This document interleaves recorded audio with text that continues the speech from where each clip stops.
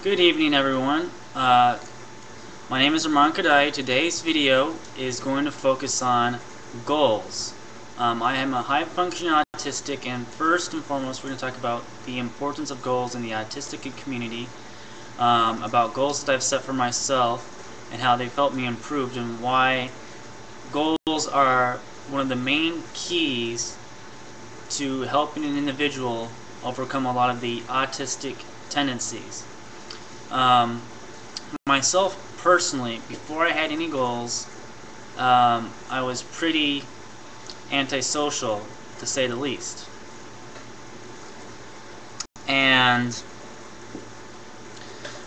in the 8th grade, I set a goal for myself to act in a school play, because my mom said, well, if you're going to go anywhere in your life, if you want to achieve anything, you're going to have to learn how to socialize with people.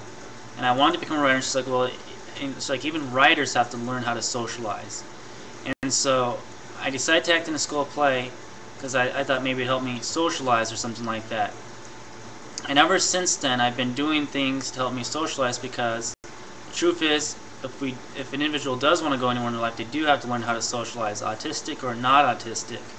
It's a fact. And so that is one of the reasons why I've been able to articulate so well why I am where I am today, is by realizing these goals. And then later on, I worked with a speech therapist to help me further realize my goals, and she asked, where do you really want to go in terms of socializing goes? And I said, I want to be able to talk to anybody, no matter what age, gender, or social status. And ever since then, I've been working on improving my social skills even further upon that. As far as goals that I now have,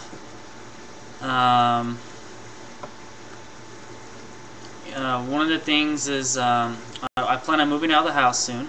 So that's a goal. I want to move into an apartment, and I'll keep you guys updated on that. So hopefully by the end of the year, no later than my birthday next year, which would be July 1st. So I want to get that done as soon as possible, which is a major leap, and I think it's important for myself and for the autistic community as a whole that I moved out of the house, to show that I can do it, and that it is possible for an autistic individual to live on their own.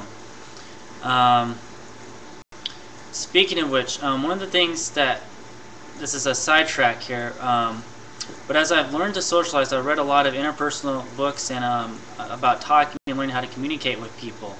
And even the books on autism, one of the interesting things they talk about, one of the biggest reasons why, even books dealing with autism and socializing, they say the reasons why people are afraid to talk to someone or something like that is because of a fear of rejection. Now, I don't think that's really the case for an autistic. I mean, there is sometimes a fear of rejection here. But the truth of the matter is, it just hit me the other day.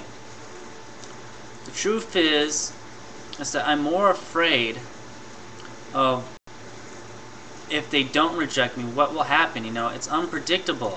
I mean, as time has moved on, I started to see predictabilities in speech and everything, and a lot of people, they, like, they'll say hi, and you can expect the conversation to go a certain way, which is good, because at first it seems so unpredictable. But I'm afraid of, well, what if that person finds me interesting and they want to continue the conversation? What if I run out of things to say? What if they say something that I don't want to talk about, etc.? What if that girl actually likes me? Then what?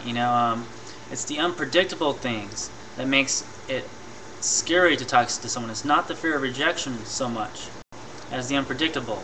But just a little sidetrack there. Alright, so I think as far as goals is concerned, it's important for us autistic individuals to have goals, and parents, and also the whole autistic community. We need to work together on making things better. So I'm going to address the autistic individuals first. So I think what we need to do is, we have to set goals for ourselves. I think, if we really do want to go and be successful on our own, we really do need to socialize. We have to overcome, I know it's overwhelming, it's been overwhelming to me, but we have to overcome that. We have to show people it's possible. We need to also go out, talk to parents, talk to other autistic individuals, talk about what we've done.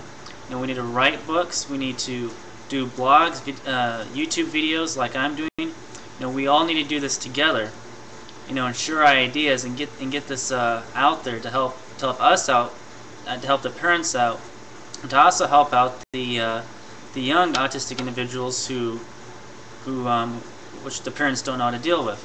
All right, now as far as parents go, there's a lot of things you can do. Where you're at, I recommend starting up a support group. Get the parents together, get them talking.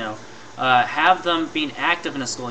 As a whole group of parents. Do the best. Make sure that that your child and also the child of other parents with autistic individuals are getting their needs met by the school systems.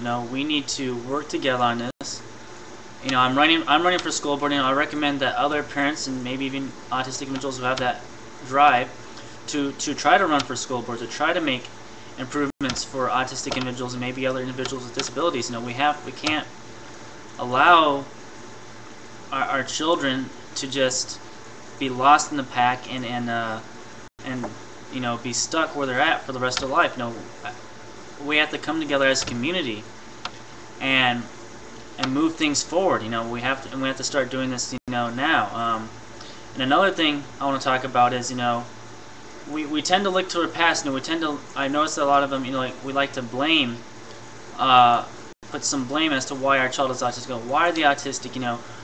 There's a lot of hate going towards vaccines. Maybe vaccines caused your child to be autistic, maybe they didn't, maybe it was a multiple cause factors, but the truth is, the child is autistic now, and we have to do the best you can to get them ready to be on their own. And the truth is, I don't condone actually curing autism. I don't consider myself cured, actually. I consider myself to be able to interact with people, because that was a goal I had, but I still have the very autistic mindset, like I mentioned earlier in the video.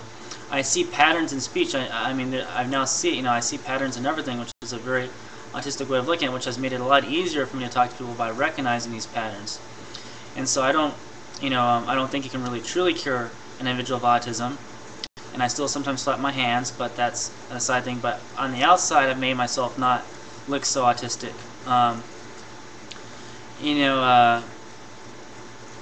As well, we need to, just come together as a community and also, we need to support other autism foundations and organizations. We need to look into them. I recommend making donations, but look into it, see what they're doing.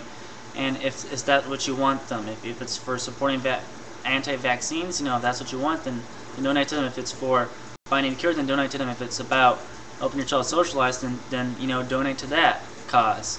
But we need to come together and we need to start making things forward. So let's set some goals for ourselves, individually, for our children. And one final note for the parents there. Find out what your child wants in life. Have your child set goals for themselves. Even if they want to become a Power Ranger, say, okay, if you want to become a Power Ranger, you have to learn how to work as a team. I know that you can't become a Power Ranger in real life, but say, the Power Rangers, they interact with people. They talk to people. They save people, and this involves being social. And or if they want to become a doctor, whatever they want to become, tell them that if they're to become that they're going to have to learn how to socialize. And so by setting goals, I think that is one of the main keys to helping an autistic individual succeed in life. So thank you very much for watching my video. I hope it has been of help.